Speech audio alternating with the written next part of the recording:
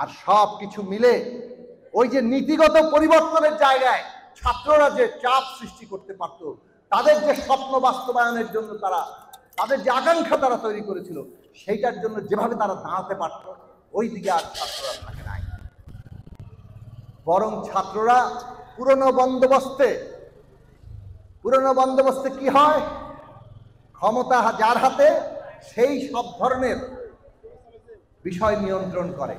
কে কোথায় বসবে, চাকরি বাকরি কিভাবে পাবে, নিয়োগ বদলি পদোন্নতি কেমনে হবে, হকার বসবে, ফুটপাতে দোকান বসবে, ছোট ব্যবসা হবে, কে কার কাছে বখরা দিয়ে চলবে। কাকে বখরা দেয়? সরকারি দলকে, তাই না? আর তার সহযোগী থাকে পুলিশ কিংবা আইন শৃঙ্খলা বাহিনী, রাষ্ট্র।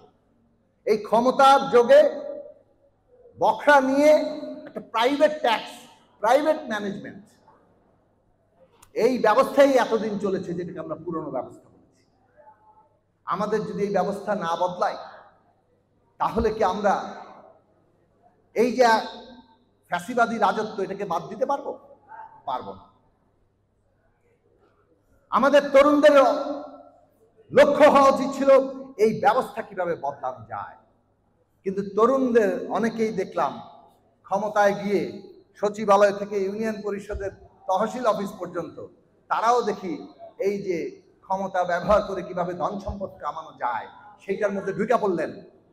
এই ঢুকে পড়ার ফলে আজকে অভ্যুত্থানের পরে দেশের শিক্ষা, স্বাস্থ্য, দেশের অর্থনীতি, দেশের বিভিন্ন বিষয়ের নীতি বদলানোর যে বিরাট শক্তি আমাদের তরুণরা ছিল, সেই জায়গা আমরা রক্ষা করতে পারি নাই।